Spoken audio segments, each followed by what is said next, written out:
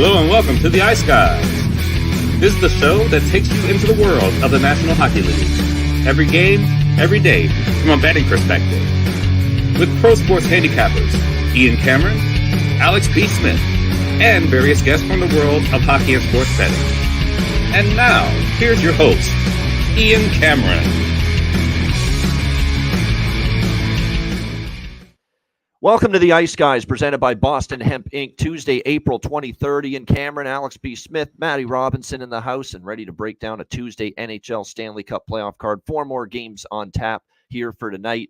Shout out to everyone that joined us on the Betcast last night. A lot of fun, always a good time, and lots of excitement with the NHL games last night. We had a couple games, especially the early games in the East. Right down to the wire. Vegas, Dallas as well was a 1-goal game in the end. The only game that really was a lopsided, lack of drama type of finish was LA and Edmonton. But it was a fun night of playoff hockey. The Betcast is always fun, always with a great group of people. And we thank all of you for joining us last night on the Betcast. And you know what? It was an up and down night with the live bets. We do have to say one thing. There's only one man that had a brain last night with that Carolina result against the Islanders, and that was Matt Robinson. He's the only one that had the fucking brains, the fucking the guts to take the Carolina Hurricanes. I don't know what me, Alex, John Massey, what any of us were doing last night with that. It was staring us right in the face. We saw that the Islanders had blown a few games already this season. And we'll start there because that was the absolute craziest game of the night, the way it just completely unraveled for the New York Islanders. And look, Jimmy Murphy uses this term more than I do, and because it's a harsh term. It's a really, really harsh way to ridicule a hockey team when you use the C word. And I'm talking about choke job, but that's exactly what it is from the New York Islanders last night. That's what it was. I mean, you have a 3-0 lead in that game. You actually kill off a couple penalties in the second period to get to the third period, still up 3-1. And you're still in great shape, at that time. But they just let Carolina, have the puck most of the third period, come after them shift after shift, hemming the Islanders in the defensive zone. And sure enough, of course, Carolina made it 3-2 midway through the third. And then, of course, they were going to have to sweat out and try to pull this game home with Carolina having the extra attacker in the final few minutes. But little did we think that 3-2 would become, first of all, 3-3, which actually I wasn't totally shocked by that. But that 12 seconds later, the Carolina Hurricanes would also take the 4-3 lead late in the third. And then, of course, they added the empty netter to put it away 5-3. Just an absolutely horrific loss for the New York Islanders. Awful, awful loss. This is going to be the ultimate test of their mentality, because that is a tough one to pick yourself up off the mat, considering I thought they played pretty well again last night for much of that game. And now they have a 2-0 series deficit to show for their efforts in Carolina, which weren't really all that bad. I don't think they played bad in game 1. And I thought for much of game 2 last night, they played a solid game, but just too many breakdowns, a little too conservative. And Alex made a great point on the Betcast last night. Don't you have to take a timeout there at some point late in that third period if you're Patrick Waugh, to just calm the waters, to let everybody catch their breath and say, boys, it's a tie game right here. We can still win this thing. Let's settle down. Let's get back to our game. That didn't happen. And the next thing you know, puck's in the net. 12 seconds later, Carolina takes the lead. That is a brutal loss for the New York Islanders. It is a choke job. It's a complete and utter meltdown. And the meltdown continued right through to when the Carolina Hurricanes and Jake Gensel scored that empty net goal to make it 5-3, where the Islanders, look, he's scoring into the empty net. He didn't show you up or anything like that. And then the Islanders are just going after and attacking Gensel and trying to, throw punches at him just for putting the game away in the empty net. You should be throwing punches at yourself, for a complete and utter meltdown, a complete and utter collapse, late in the third period. That's who you should be angry at. Don't be mad at Gensel. He's just doing his job, putting that game away. And then Palmieri's losing his mind, and Zizekas is trying to get after him. I mean, it was an ugly scene for the New York, almost like a sore loser type of look, at the end of that game last night. Sore loser, butthurt that they absolutely shit the bed, late in the third period in that game. So what a job, though. You have to give Carolina credit. And this is what makes Carolina scarier this year in the playoffs. They've got offense that can come back now in games, and Gensel's a big part of that. So It was just complete and utter meltdown by the Islanders. Credit to Carolina, and they take a 2-0 series lead there. Brutal for us because I thought I had a chance to sweep that game. Plus 1.5 down the drain, money line down the drain. And then the only thing that hit was the over. Thank goodness we had that at least. But unfortunate loss for the Islanders and a damaging one at that. Toronto and Boston. The seminal playoff moment for Austin Matthews last night. His signature playoff moment where he's arrived in the Stanley Cup playoffs. Game-winning goal, 2 assists, 3 points on the night.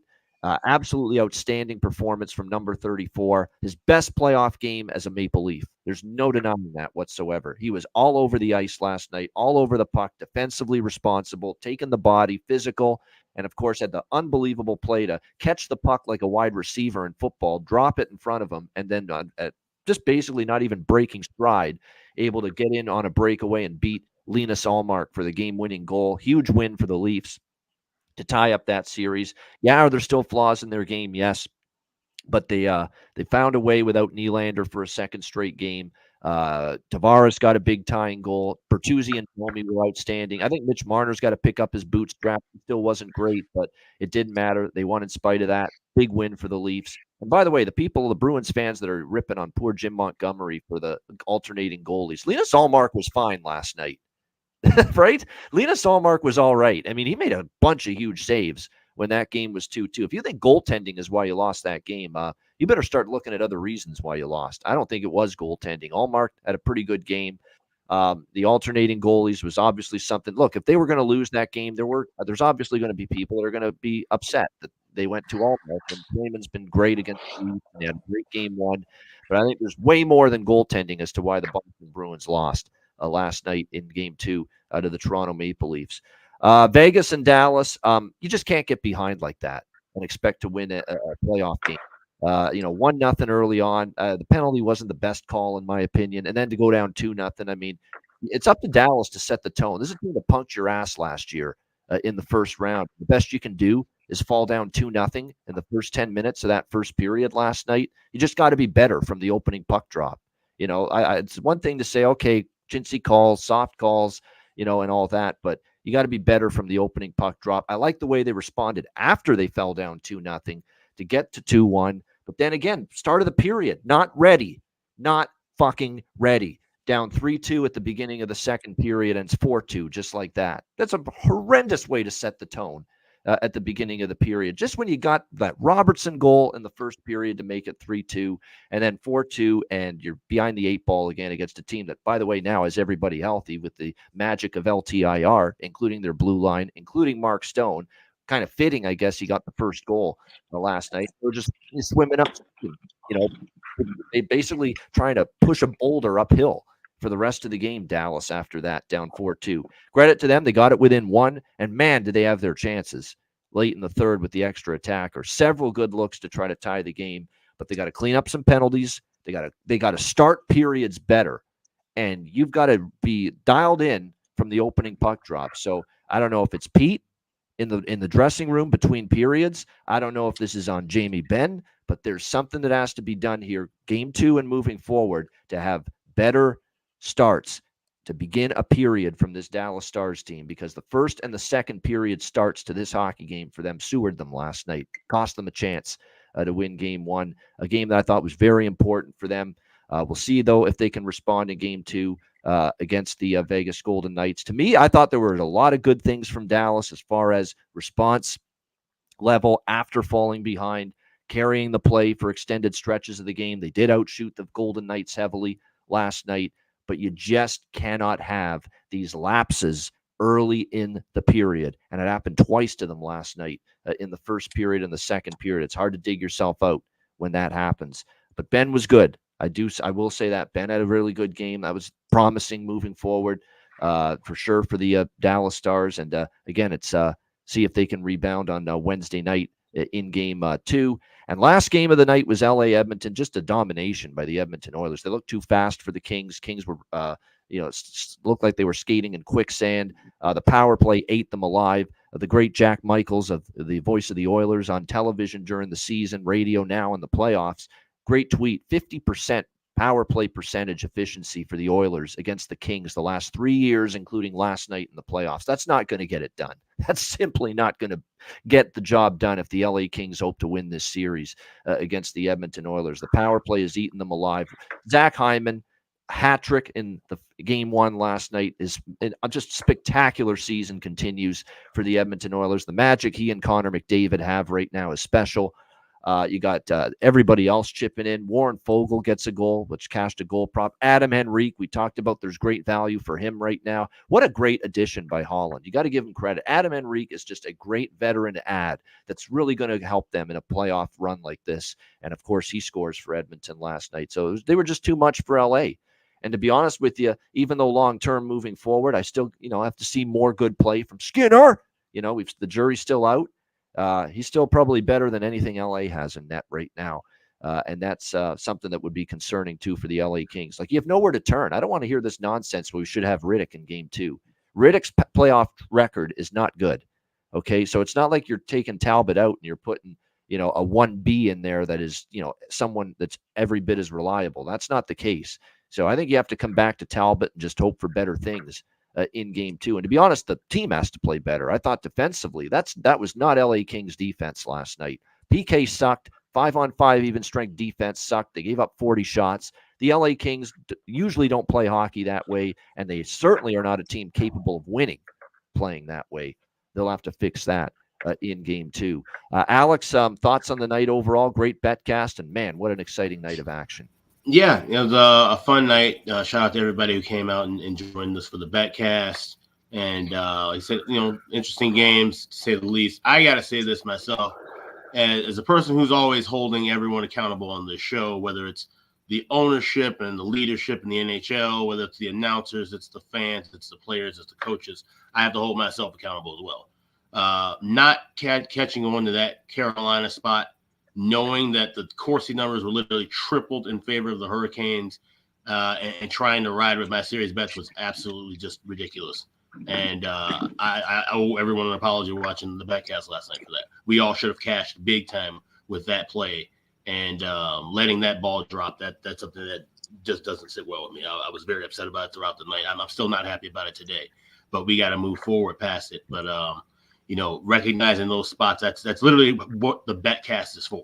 That's why we started doing staring us in our face, and only our good buddy here, Matt, was smart enough to actually pull the trigger on it. So kudos to you, Matt, for actually going through it and following through with that. But definitely not happy about that. And with the Isles, like I said, with the way the game ended and how they got chippy at the end of the game, I'm not mad about that at all. You have to do that. After you blow a big lead like that on the road and now you're down 0-2, you have to show that team, hey, we're not giving up yet. So I had no problem with them running after Gensel, running after guys. No, you still got to let them know we're fucking here. This is still a series. And that's their way of doing that. Now you have to bring that energy into the first period in a positive manner when you get home in game 3. But I have no problem with them wrapping that game up the way they did by getting a little physical at the end. That's kind of the way you're supposed to do it. Take your frustration out while you're on the ice now, then put that aside and get ready mentally for game 3 and beyond. So in saying that, with the other games, that game with Toronto and Boston was just a fun one to watch. And back and forth pace. It had the pace of a 7-6 game like a Colorado Winnipeg, but the goaltending was great. We saw some timely saves. We saw a couple of close calls, a couple of things called back as well in games throughout the night. But like I said, Austin Matthews to finally get the monkey off his back to get what's essentially his 70th goal this year.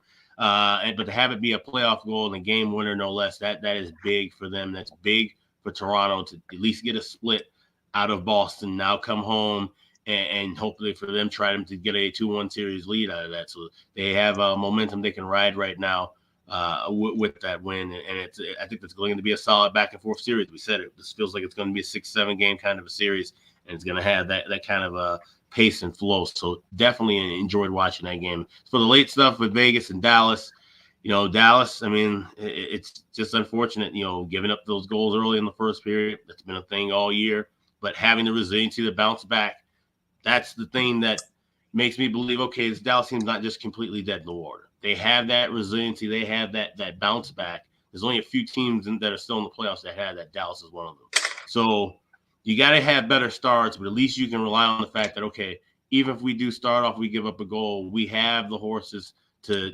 even things out, balance things out, and move forward. That being said, they have to come out big and heavy in game 2. There's no way you can afford to let Vegas get the first goal in game 2.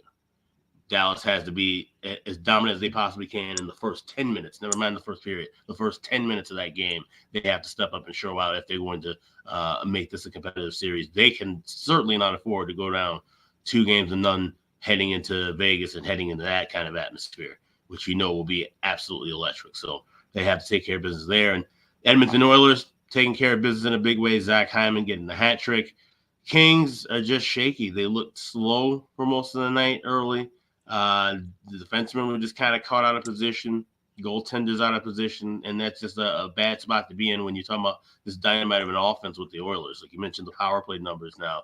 If they start getting frustrated, start taking those extra hits after the whistle and put themselves in the penalty box, Edmonton's going to make them pay for it. So that could be a shorter series, and that's one where we might have to start looking at some of those team totals, over power play goals, things of that nature within that series. But LA's got to play much smarter hockey and much faster hockey if they possibly can. That is for sure. There's no doubt. Matt, obviously, your first and foremost and utmost attention last night was your beloved Dallas Stars, but overall, it was an exciting night with all 4 games. Disappointing for Dallas, but exciting overall. Yeah, no doubt. And I mean, we talked about it last night, but I really am not that stressed.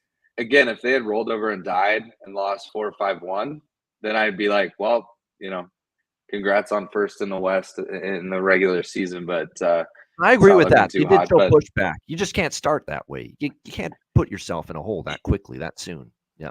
Yeah, of course. But I mean, and it was honestly one of those games for me where early in the day I felt really good about Dallas. And as it got closer to game time, it just kind of felt like a trap game a little bit. All the attention was on Stone coming back. Stars fans were already complaining before the game even started. I think the fact that they were able to kind of not dominate the play, but definitely outplayed Vegas the last 39 and a half minutes of the game. I think it's time to move on from the long-term IR bullshit. Like, hey, this is the team we're playing in this series, and you've got to fucking play them. I think, that fourth goal, I know you mentioned it. You can't give up a goal the first minute, after getting some momentum back. But, I mean, that's a fluky goal. That happens every now and then. But, you can't blame Ottinger for that one. You can't really blame Miro. It's just a weird shot from the point that was in the perfect place at the right time. So, but, yeah, love the pushback. They gave themselves a chance.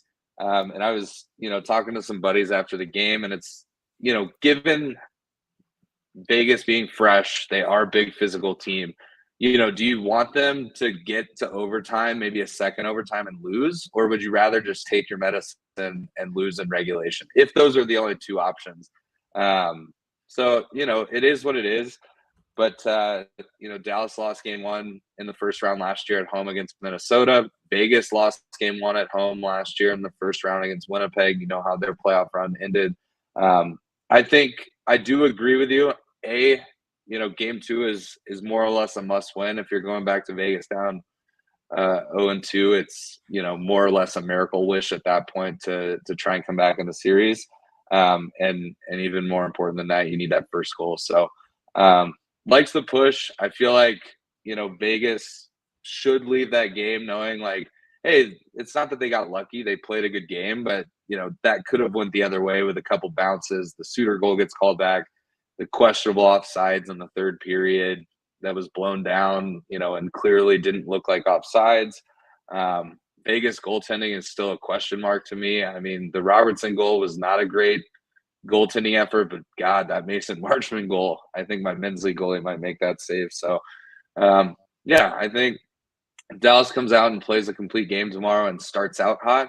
You go to Vegas 1-1, maybe you come back from Vegas 2-2. It's a brand new series, and you've got home ice in those last 3 games. So I'm not stressed yet. Might be a different story on Thursday if Dallas drops tomorrow. But isn't it nice to be Matt Robinson? No stress, not a fucking care in the world, no problems, no anxiety, just feeling good. It's all good. Life's good. Down 1-0 in the Stanley Cup playoffs. Hey, all good. Yeah, exactly. But no, outside of that, great night. Solid betting night. I won't repeat what you guys went into too heavily, but I did, get on that Carolina game, so that was a nice hit. The other two games for me, I had Toronto money line. I had Toronto, I believe, to score 3 goals, so we get the push there. But I did have Matthews to score as well. It just seemed like a game Toronto was going to win. Similar to Dallas in their series. Like Toronto wants to go home 1-1. Obviously Dallas, it's the reverse. But I feel like a lot of these series that could go either way. 1-1 is kind of what you expect. I don't think anyone expected Dallas to sweep Vegas. So, hey, it's one game. I think Toronto puts themselves in a position to be fully alive. The Carolina game, on the other hand, I think kind of gives the vibe that, it doesn't really matter if the Islanders come out and play well. Carolina is going to win this series. I think they might sweep. I think they may give the Islanders one game. But it just, after game 1 and 2, it seems like one of those things that it doesn't really matter how good or bad the Islanders play. It doesn't really matter how good or bad Carolina plays as far as a complete game. They're going to get it done. So, it's just what happens this time of year. And then, caught probably the second half of that Edmonton game. Obviously, it even got closer in the end than it really was. It was sort of what I expected. I mean, Edmonton kind of had full control the whole game. Obviously, shouts to Zach Hyman getting 3 goals in the first game of the playoffs. It's probably a nice feeling to already have 3 goals, going into game 2, and fucking McDavid with 5 helpers. Like, give me a break. That's insane. So, Bouchard had 4 assists, too. 4 assists for Bouchard, 5 for McDavid. Incredible. Yeah. Yeah. So, but yeah, exciting night. Again, on that Dallas Vegas game, even though the result in the end wasn't there, I did have a Ben goal prop. I had a Robertson goal prop. I had a Wyatt Johnston assist prop. Like, there was some good prop plays that hit. So it was still a profitable game in the end. And yeah, hopefully they bounce back tomorrow. So I guess we'll see. It's funny you mentioned all these assist props and all the ones that we talked about that hit, especially for Edmonton last night. It's kind of why you're going to see on this show and moving forward, I'm starting to look more and more into that market, the assist props moving forward as well, because there's some really good opportunities with that. You mentioned Wyatt Johnston, the Edmonton players. There's definitely a few that stand out, especially defensemen. Defensemen are really getting involved in the offense here early in these Stanley Cup playoffs. So there's a lot of good opportunities as far as assist props, especially from the blue line, as far as that's concerned. Great stuff. All right, let's get into Tuesday. 4 more Stanley Cup playoff games tonight. All of them, of course, are Game 2 matchups. Will begin at Madison Square Garden. Washington Capitals, New York Rangers. Rangers up 1-0 in the series. Minus 290, home favorites. Rangers in Game 2, 5.5 the total in this game. I think the Capitals were hoping to hear some better news about the status of their depleted blue line going into Game 2 tonight, but they're not going to get the news they wanted. It looks like Nick Jensen is still out. Rasmus Sandin is still out. One of the players that filled in on the blue line in Game 1 got hurt during Game 1, Vincent Iorio, and he is not going to be available tonight either. So called up from Hershey in the American Hockey League, Lucas Johansson and Hardy Hammond-Achtel going to be called up from Hershey. Now, look, these are defensemen that have played with a winning environment, winning culture. Hershey is the defending Calder Cup champions last year. They beat Coachella Valley in the finals. They're having another really good season this year. So they come from a strong minor league team, down in the American Hockey League. But, you are still throwing these young defensemen, inexperienced at the NHL level, into a situation where they're going to have to play in a Stanley Cup playoff game. And it's not easy, not an easy adjustment to make. And it's a domino effect, because not only are you going to have to play a Lucas Johansson tonight, but now you're moving Dylan McElrath, who is not exactly a fast skater, not exactly someone built to play more minutes against some top flight players on opposing teams. All of a sudden, because of the injuries, he's on the second pairing tonight for Washington with Alexander Alexiev. And all of a sudden, that's going to mean for John Carlson and Martin Fehervary on that top pairing, they're going to get just, drilled into the ice with ice time tonight. And they're going to have to play a ton of minutes. I'm sure it's not ideal for Carberry to have to do this, but you're going to see a lot of Carlson and Fehervary tonight with all these issues at the back end right now. for the Washington Capitals. Very interesting to see what they do. I mean, with the depleted blue line, they didn't generate enough offense, and I think they tried to play a tight checking trap style, and it didn't work out well for them. And their offense obviously did very little against the Capitals. Against the Rangers, all you got to do is look at Washington's Alex Ovechkin and see that he had 0 shots on goal in Game 1. And I think if you're Washington, you realize, hey, with this blue line depleted as it is, we can't just. I don't know if they're going to play this way. They could try to play slow and tighten it up again and try to play a very under type of style once again. But I think they should realize, and hopefully they do, that if we're going to win tonight, we've got to try to generate offense. We've got to try to score goals. We've got to try to push at least a little bit. I understand not wanting to give up counterattack opportunities and odd man rushes with a depleted blue line, but you have to generate way more shots, way more quality chances than you did in Game 1 if you're going to even have a chance to compete with the New York Rangers in this series starting tonight. So I'm hoping they take a little bit more of an aggressive approach tonight, Washington, in this game. We talked about this on the Betcast last night, that the team down in the team that's lost the previous game in the series, to bet their team total over 2.5 in the next game. Very, very interested to see how that goes throughout the playoffs. Well, sure enough, the first 2 Game 2s last night were Toronto-Boston, Islanders-Hurricanes. Toronto off a Game 1 loss, the Islanders off a Game 1 loss. Toronto's team total over 2.5 in Game 2. It cashes. They score 3 goals. The Islanders off a Game 1 loss. Their team total in Game 2 was 2.5. It cashes. They score 3 goals. This is an angle I'm paying attention to. And this is an angle I'm actually going to sprinkle on here tonight in this game. Now, I don't love this as much as some of the other teams that we'll talk about later on this Tuesday slate. But at plus 152 at Pinnacle for Washington over 2.5, I am going to sprinkle on that a little bit. I'm also going to, believe it or not, take a small piece of the Rangers team total over 3.5 minus 102 as well, and a piece of the full game over 5.5. That's what I've made up my mind on in this game. Small bets across the board. There's other games I feel better about than this one, but to look at this game, that's the way I'm going to approach it here, because Washington's got to step things up offensively. I don't think you can put too much stress and duress in a low-scoring grinder with this depleted blue line as you did in Game 1. So, and I also think, too, with the depleted blue line, the Rangers are going to have opportunities to make hay, especially with the man advantage.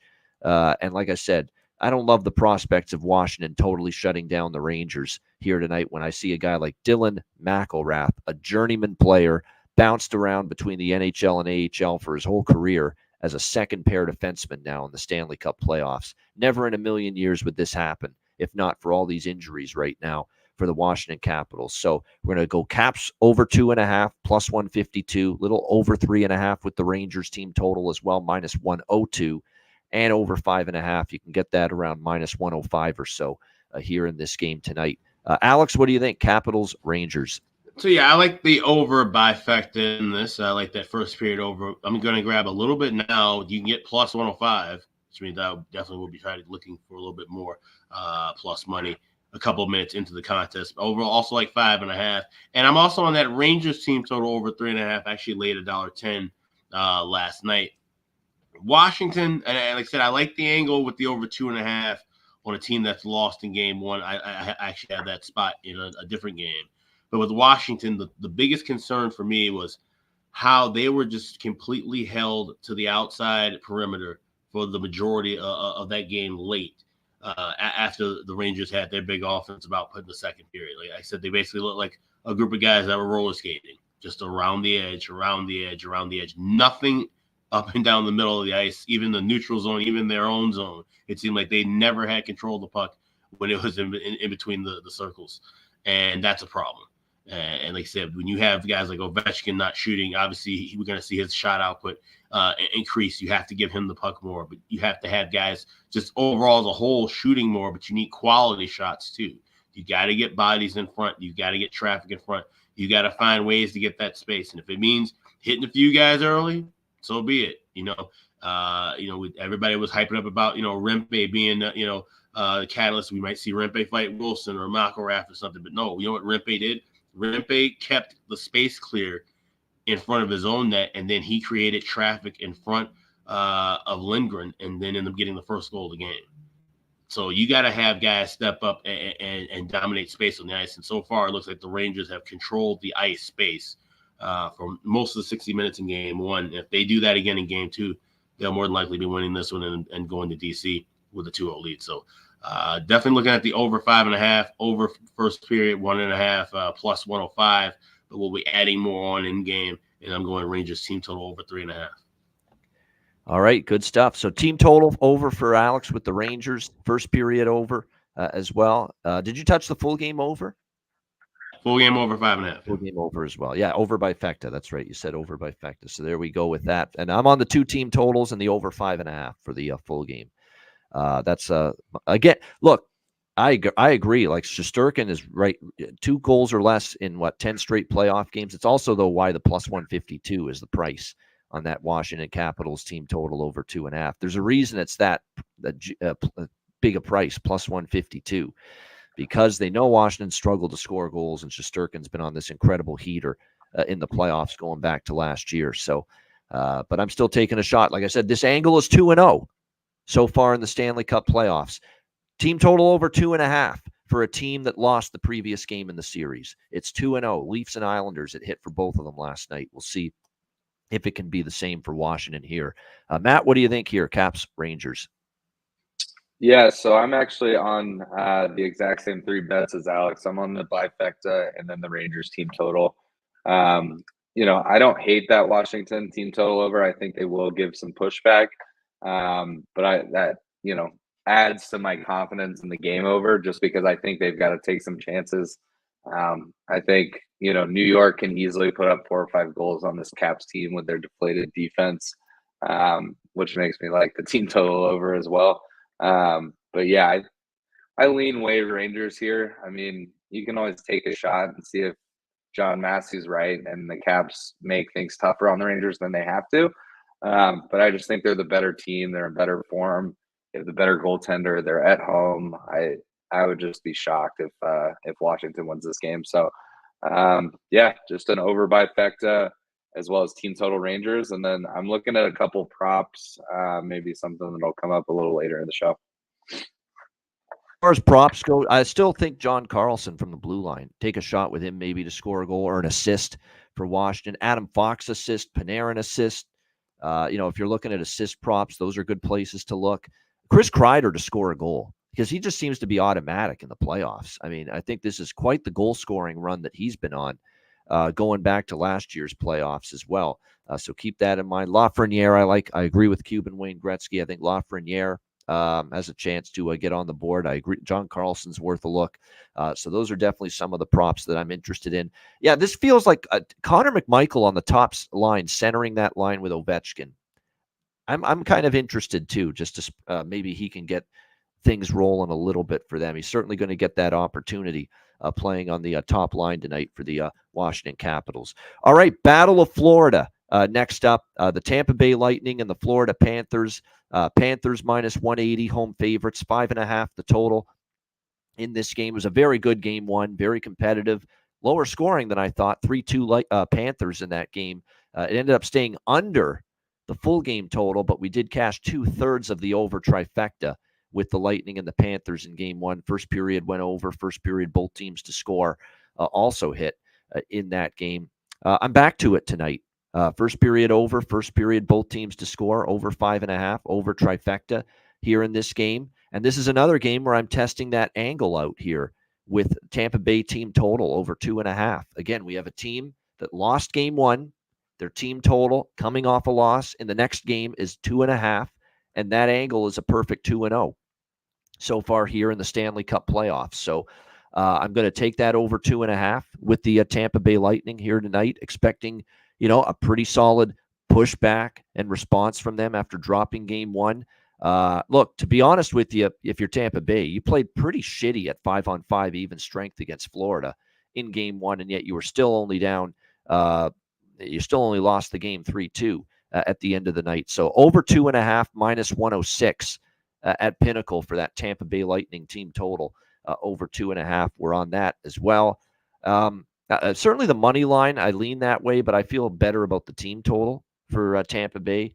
Certainly I'm going to have more. I'm going to sprinkle on Tampa plus 150, but I feel the stronger Tampa Bay option is the team total, which you can get over 2.5 here at minus 106 in this game. They're good off a loss in the playoffs. Vasilevsky historically has been phenomenal off a loss in the playoffs. Now, not as good last year. We saw him. He actually did lose a couple in a row in the Toronto series last year in the first round. But I'm talking going back, 2 years ago, 3 years ago, and for most of his Lightning career off a loss, Vasilevsky, the record is still pretty damn good all time for him off a loss. So that's what I'm going with. I'm expecting an entertaining game.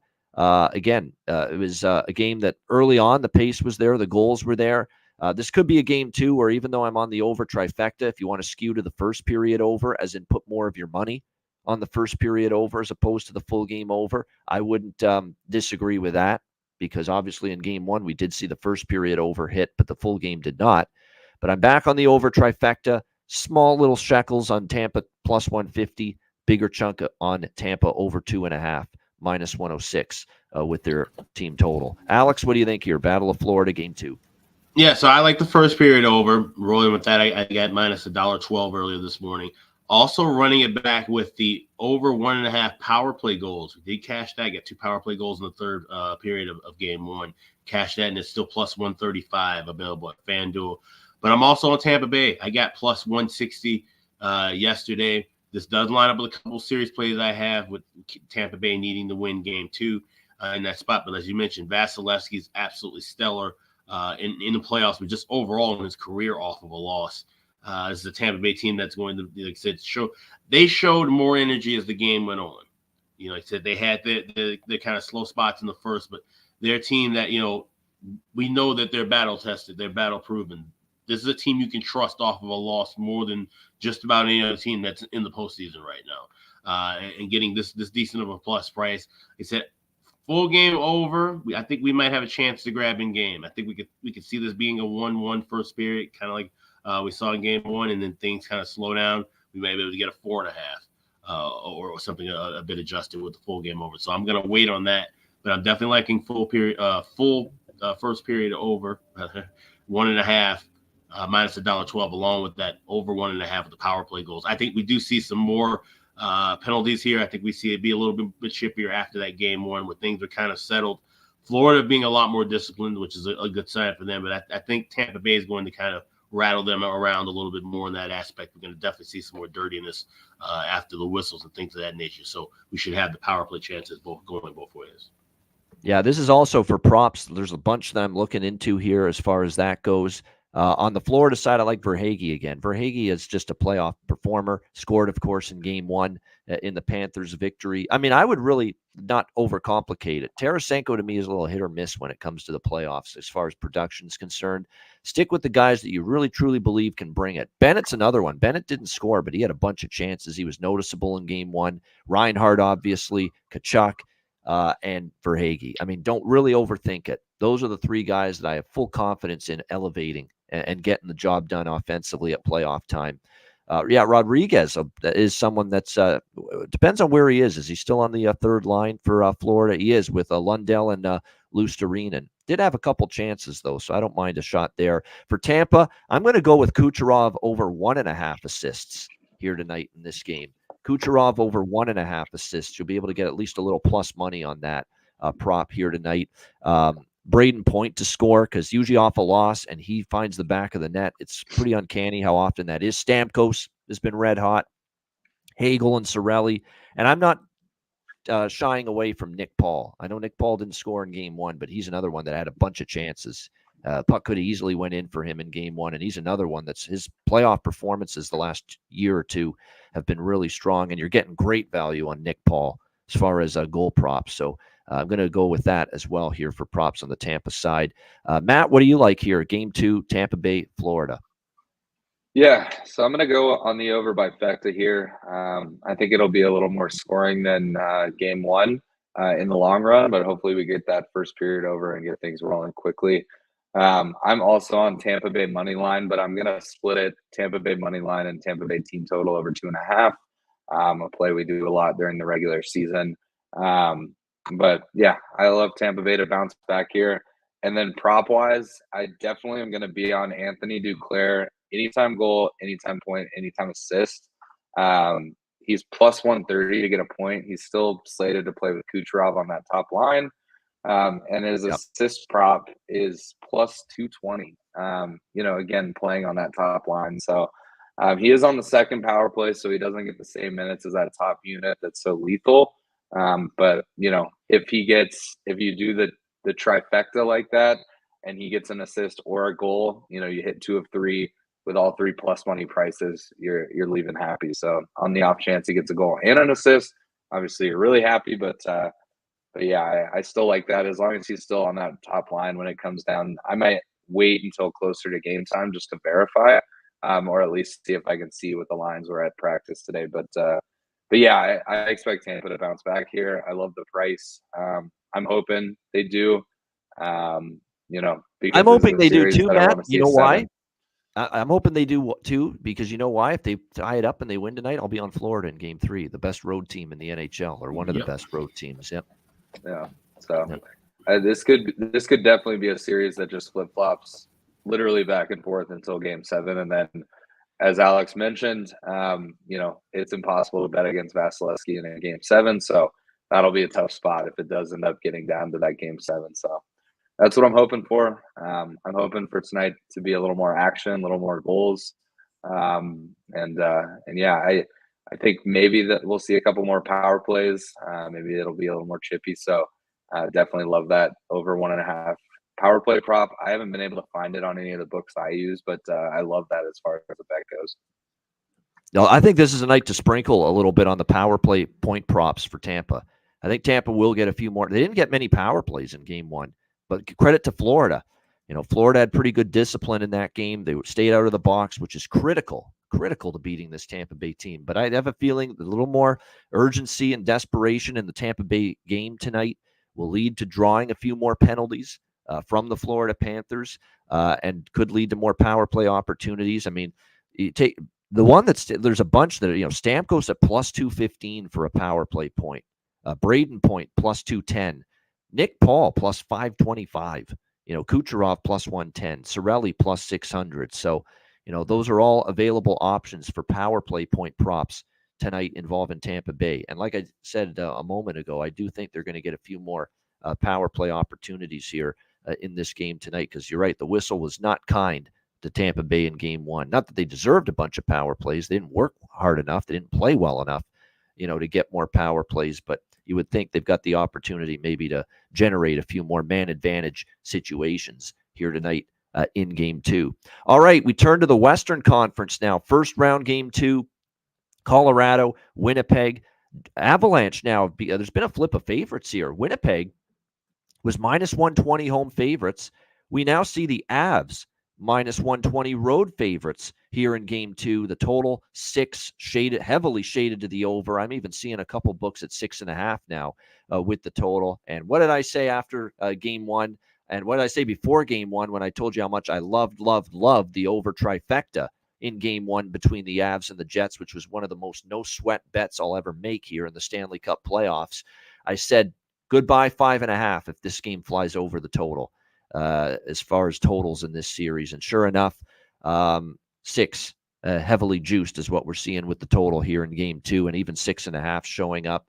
I'm back to it.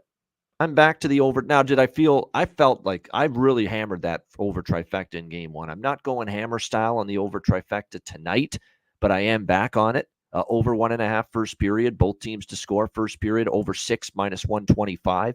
I am on all 3 again. I'm going to have to see, Colorado defend better. And obviously I have to see Alexander Georgiev play much better in net before I'm ready to count on this series, a game in this series being a low-scoring game. We've now seen 3 regular season games plus a playoff game with these two teams, minimum 6 total goals in each game between these two teams.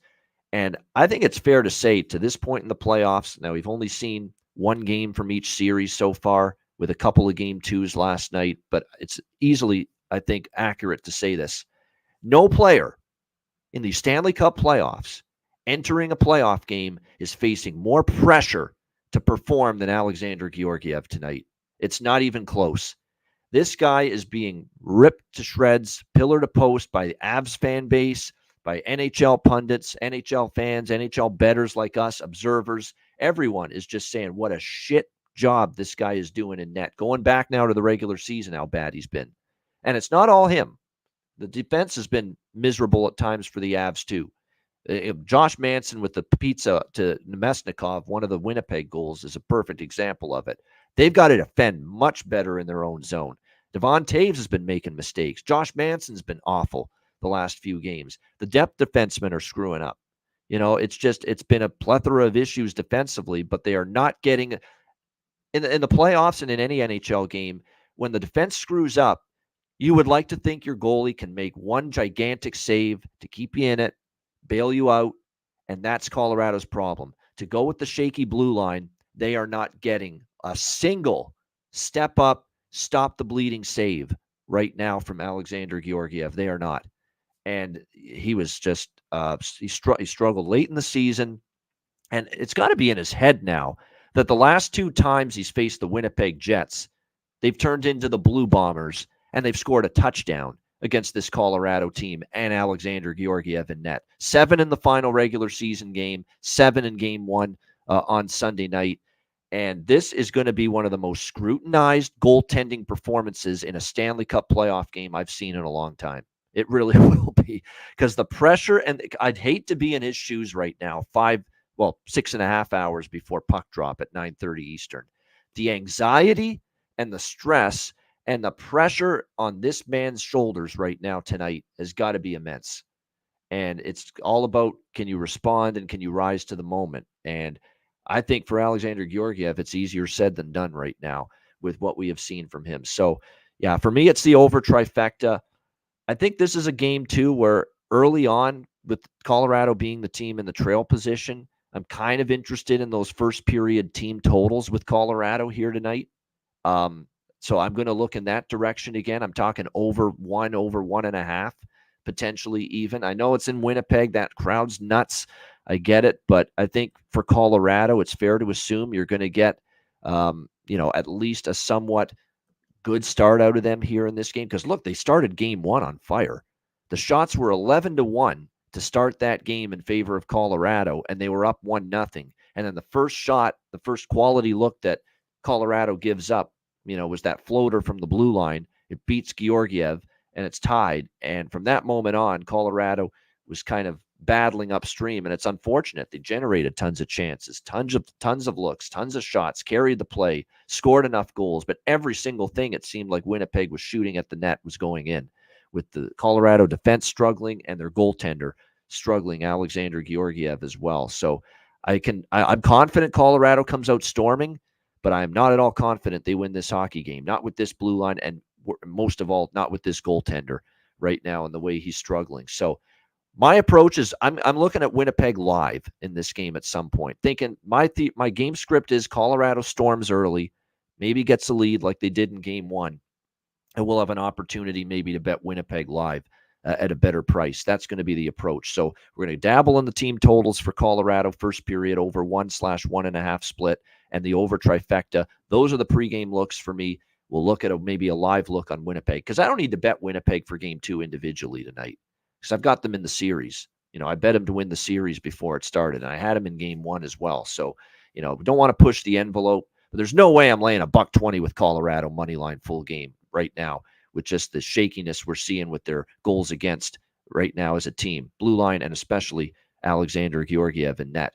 Alex, what do you think? This game's got so much intrigue, got so much fascination to it going in. What do you think? Game 2, Colorado, Winnipeg. Well, I mean, you started off with all the pressure that's on Alexander Georgiev, but for anybody who's ripping him or saying that he's a bad goalie or he's a bum or anything like that, you're missing the plot. It's not his fault that he's falling apart right now. We've called this months and months ago.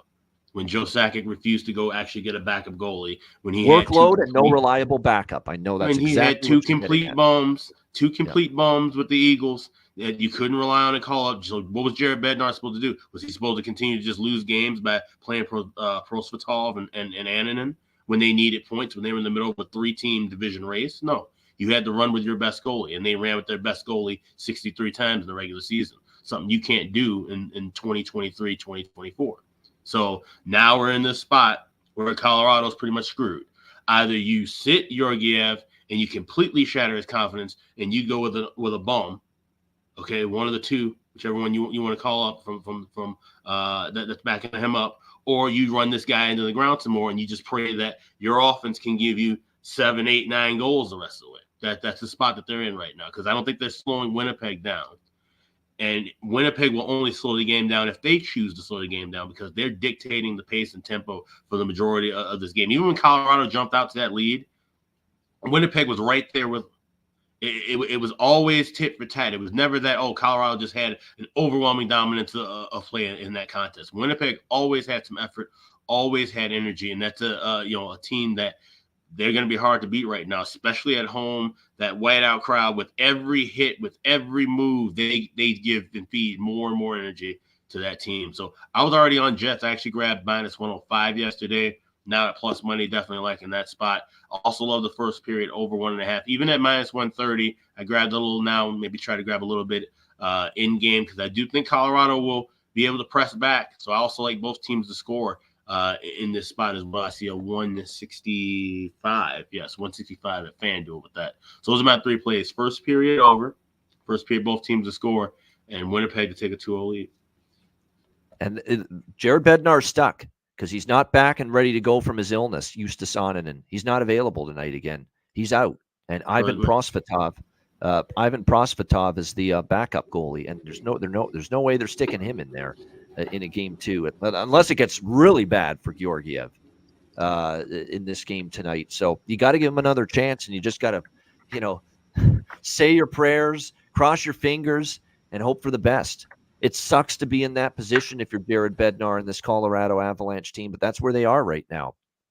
They got to just cross their fingers and hope this guy pulls out a Dominic Hasek-like performance out of his keister, which I don't know. I don't think he's capable of it right now, but let's not forget, he has shown in the past, earlier on in his tenure with Colorado, at times as a backup for the Rangers, that he can have a 30-40 save night and be great.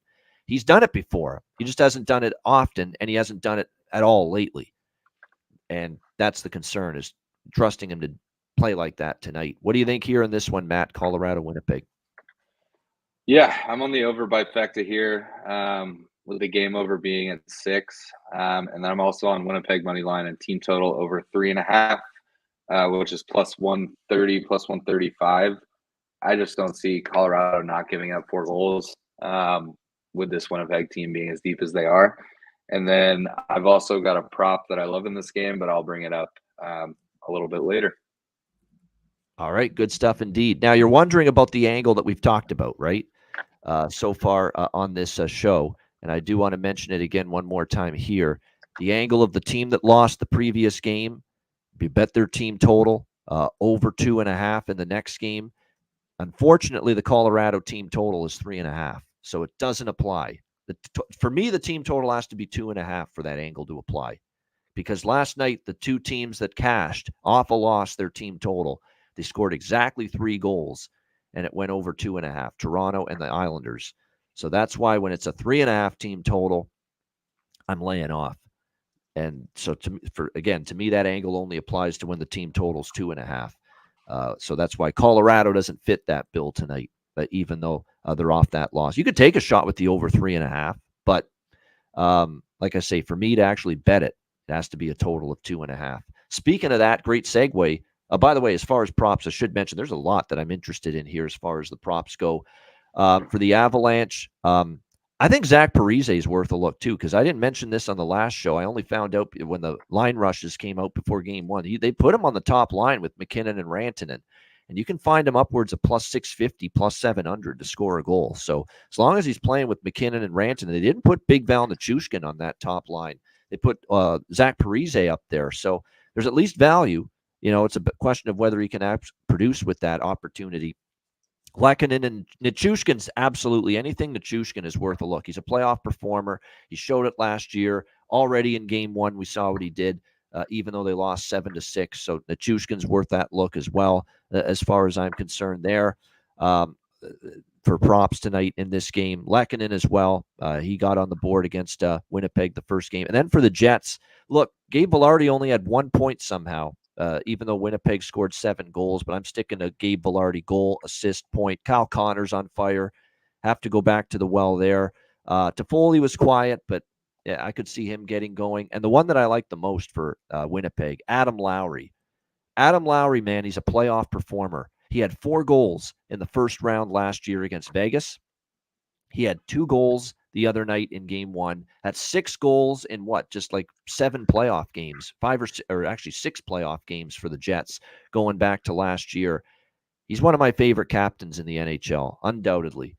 He's just great in the playoffs, takes the body, willing to drop the gloves, never backs down, sticks up for his teammates, crashes the net, physical, scores big goals, elevates his game offensively in the playoffs. So Adam Lowry, you're getting another great value on him to score a goal. That's just what he does. Shows up every night for this team. Unbelievably great captain. I'd have him on my as a captain on my team any day if I were putting a team together. There's no question. Adam Lowry, heart and soul player in this league for this Winnipeg Jets team.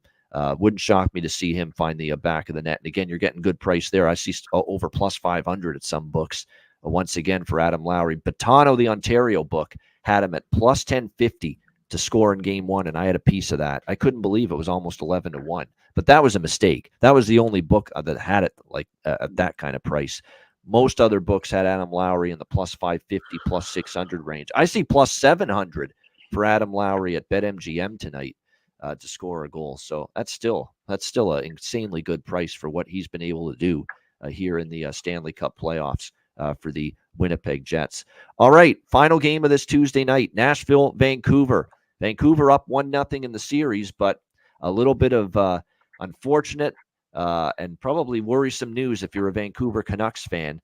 Heading into game 2 tonight, Vancouver minus 130, home favorites, 5.5 the total here in this game. I think the first thing you want to mention here is obviously the big news of Thatcher Demko ruled out for game 2 and possibly may not return for the rest of this series tonight after being ruled out due to injury. People are speculating that the injury probably occurred on that incredible post-to-post save he had to make early in that game on Beauvillier in game 1. And I think there's definitely a chance that was probably where the injury might have happened. But either way, it's an injury that's keeping him out tonight. And all of a sudden, he's going to be out for at least game 2 and maybe multiple games and maybe the whole series. That's what the early speculation is. So it's a huge loss. And with all due respect to Casey DeSmith, when he first took over for Thatcher Demko during the season, he played okay, played well. He did not play as well down the stretch. And there were some games that really got tough on him down the stretch. So it is a downgrade. I'm sure Alex, who keeps the goalie charts throughout the year, will agree this is a downgrade. And this is not a slight on Casey DeSmith. This is more of just how terrific Thatcher Demko is and has been this season for the Vancouver Canucks. So interesting to see how this goes. Now, Matt and I were talking before the show started. Sometimes when you see this happen, the team rallies around it, right? The first game, they lose a key player. In this case, they're starting goalie, and they show up and they defend harder. They block more shots. They make it more difficult for the opposing team to score goals, play better team defense. Easier said than done, though, because you've got a Nashville team off a loss. You know they're going to come out swinging, come out stronger here tonight in game 2. So I have no doubt they'll try to use this as a rallying cry and a rallying point, the Vancouver Canucks here in game 2.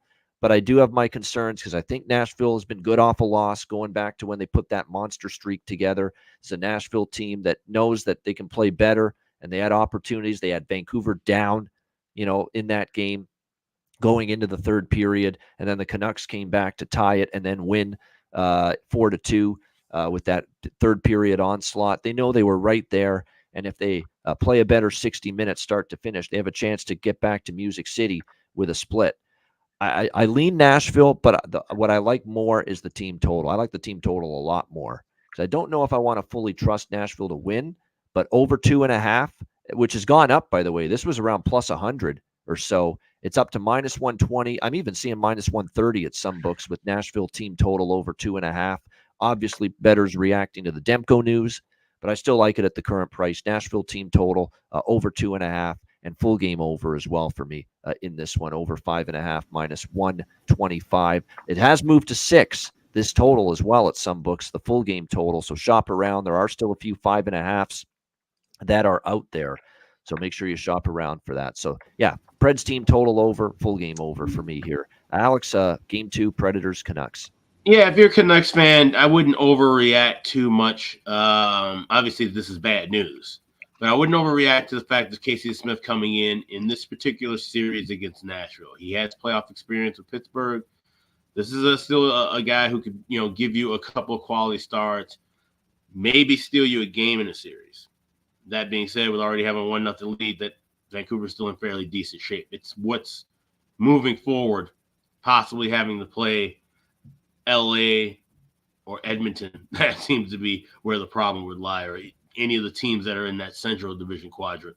That would spell doom, having Casey Smith in a best-of-7 series. So if you got Vancouver futures like I do, maybe you want to look for somebody else. Maybe this might be the run, don't walk moment to grab Winnipeg to win the West and Winnipeg to win the Cup.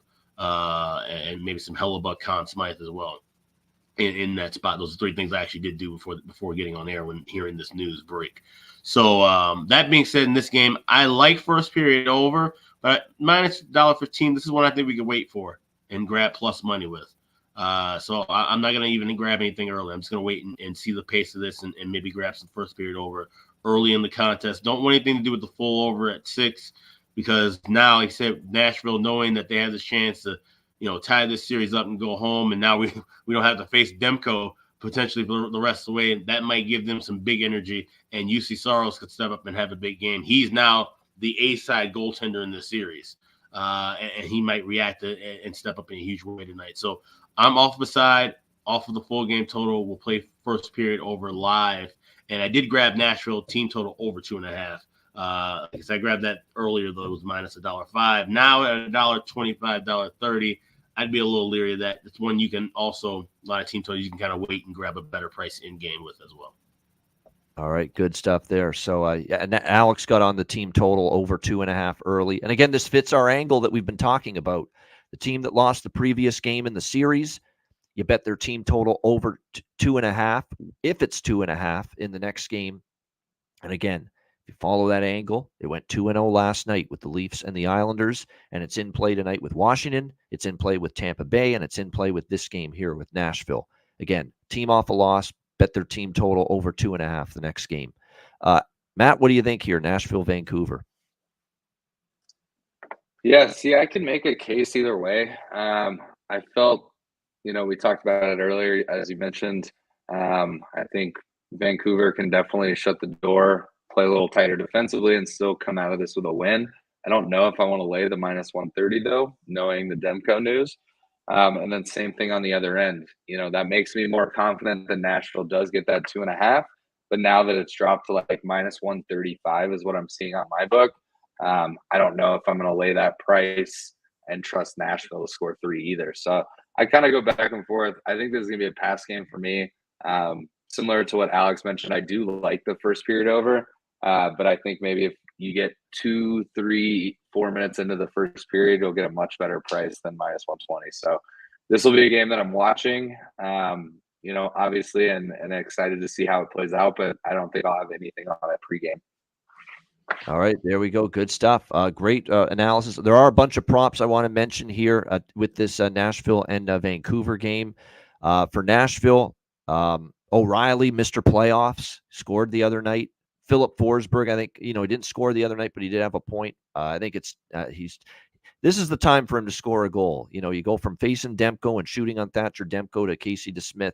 Keep in mind, Demko had to be phenomenal at times in game 1 because they did give up some good looks, Vancouver. And those same good looks against DeSmith tonight, if they give them up, are more likely going to result in Nashville goals. Keep that in mind. So Forsberg maybe to get going. Cheshire Cat says Mark Jankowski. I agree. That line with Jankowski, Sissons, and Zucker was very good. Zucker, too. They brought him in for playoffs for some boost in production, and he scored in game 1. So That's not a bad look. Yossi, you know what? Yossi and Forsberg, parlay of 2 points or two. Yeah, for both of them, I think is good. Yossi and Forsberg tonight. I'm going to take a shot with that. Over 1.5 points, same game parlay for both. Not just point parlay. I'm talking about over 1.5 points parlay for both of them. Roman Yossi and Philip Forsberg tonight. And then for Vancouver, there's still a few that I like for them. I'm going back to Connor Garland, goal, assist, and point. He didn't get a goal the last game, but he did get a point. Miller, Besser have chipped in, Höglander, but especially Dakota Joshua. I've seen enough of Dakota Joshua to think that this guy's ready to be a difference maker in the playoffs and a game breaker. And his props for goals and points are still very good going into this game tonight. Dakota Joshua, goal prop plus 440 at BetMGM. Assist prop for Joshua plus 252. To get just a point is plus 135. And if you really want to take the plunge, Dakota Joshua, hell, he had a 3-point night the other night, 2 goals and an assist. Over 1.5 points on Dakota Joshua, plus 550 to plus 600, I'm even seeing at some books. This is just a guy that goes to the net, keeps his game simple, is able to score from those tough areas there. And the kind of goals you score in the Stanley Cup playoffs. So, yeah, it's hard to shy away from Dakota Joshua player props with the way he performed in game 1 and with the price you're getting with all those props involving him tonight. Great stuff. Shout out to everyone in the chat. Hit the like button. We appreciate it. 500 live viewers just about currently. We appreciate all of you joining us. A reminder, we have 2 more Stanley Cup playoff live betcasts coming up here in the month of April, and they are both Patreon exclusive. So make sure you sign up if you want, for you to be able to join us this week, Thursday, 2 nights from now, April 25th. And then next Tuesday, April 30th, Patreon exclusive live betcasts. And you can sign up and subscribe to join us for those 2 Patreon exclusive live betcasts and the rest of our Patreon exclusive live betcasts for the rest of the playoffs by signing up at patreon.com/iceguys, just $10 per month. Again, you get our access to our Patreon exclusive live betcasts, our sides, totals, and player props posted every day, goalie charts, totals charts, and more bonus content. Make sure you sign up. And all off season, by the way, Player Suite interview series is coming back. So we're looking forward to that as well. Make sure you sign up and subscribe. Just $10 per month, patreon.com/iceguys. And of course, check out the Ice Guys store as well. Get your gear and get your merch over at iceguys.myspreadshop.com. Yeah, we should have a new promo coming up in the next couple of days. So definitely browse around at the store and check out some things you like, and then wait for that coupon to pop up at the top of the page, which is over at iceguys.myspreadshop.com. And make sure you update if you listen to the podcast and you download the podcast, make sure you update where our new home is now. We have a new provider for our podcast, the good folks at Believe, the Believe Network, Believe.com. I posted the link to our new podcast page on my Twitter X account, the Ice Guys Twitter X account as well. That is where the podcast page will be moving forward. And of course, the podcast gets deployed as it is every day to all the major podcast platforms as well. So again, check that out. Believe, our new podcast facilitator, if you will, of the Ice Guys show. So make sure you bookmark that page for our new podcast page home. All right, we've got Bargain Bin Special of the night, Best Bets, both coming up in just a moment, right after we hear from our great sponsors, Boston Hemp Inc.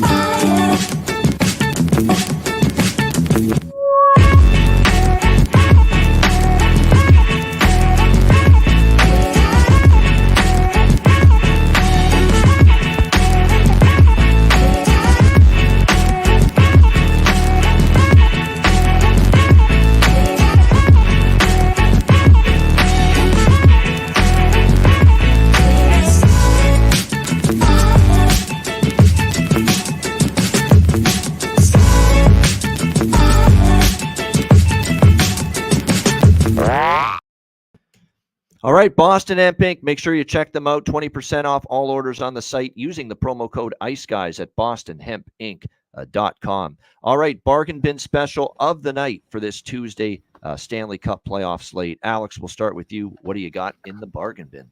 Yeah, we're going to go to that Colorado-Winnipeg matchup, and you were talking about him, the captain, Adam Lowry. This guy has been absolutely stellar, and just seeing that his prices are just so damn high to get a goal here when he's been, like I said, a quality playoff performer, plus 700 at BetMGM, taking him to score anytime goal in that game. I think there's going to be definitely some pace back and forth, just like we saw in game one, and he's going to be one of those guys that, like I said, he just finds his way in the right spots. He gets in front of the net. He gets into the corners. He plays dirty, gritty hockey. He's the kind of captain you want to see on your team for sure. So Adam Lowry, the Winnipeg Jets, anytime goal plus 700 at MGM as my bargain bin special for the night.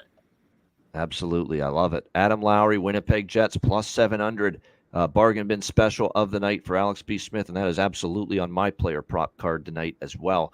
Matt, what do you like here? Bargain bin special of the night.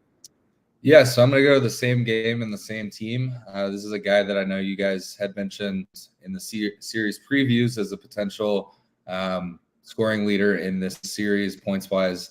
I'm going to take a shot with Gabe Vilardi over 1.5 points. He's playing on that top line. He's on their top power play. He did have 2 assists in the game on Sunday night, so I'm seeing it like plus 350, something around that range. So, I'm going to take Gabe Vilardi as my bargain bin over 1.5 points tonight in that game against Colorado. All right, good stuff. Gabe Vilardi, another one that I like. Over 1.5 points, plus 350, I should say, plus 350 for Gabe Vilardi. Over 1.5 points. Let me see it. Bet365 sometimes has even better price, plus 450 at Bet365. So really good price on that. I like it. That's definitely one worth betting, in my opinion, as well. For me, as far as bargain bin special tonight in this game, I'm going to ride with it. It feels like a night for him because I think he's done this too. And the Lightning, and they've needed a win. They've needed a good performance. He's been able to step up and score a big goal. It came down to Dakota Joshua as my bargain bin special tonight for Vancouver, or this guy for Tampa Bay. And I'm going to go to this guy, Nick Paul, Tampa Bay Lightning, plus 380 at FanDuel. Big game for Tampa, trying to even up the series. It's just it would be such a Nick Paul type of game to step up, score a pivotal goal for his team tonight in this game. So Nick Paul, Tampa Bay Lightning, plus 380 for my bargain bin special of the night for this Tuesday slate. All right, best bets. Alex, what do you like for best bet? Yeah, we're going right back to the Battle of Florida and go back to what's been working for quite some time now, to the tune of 23-6 the last 29 games for the Tampa Bay Lightning. That is the first period over 1.5. You can get that at minus $1.10 right now at Caesars. Definitely expecting more animosity, more intensity in the first period. Tampa desperately knowing they've got to get back and get things on the right track. So I'm expecting at least 2 goals in the first 20 minutes here from the Bolts and the Cats again. Let me the first period over Tampa Bay, Florida. That is my best bet. All right, there you go, Tampa Bay, Florida, first period over. And we've mentioned the great numbers for several weeks now with that Lightning first period over run.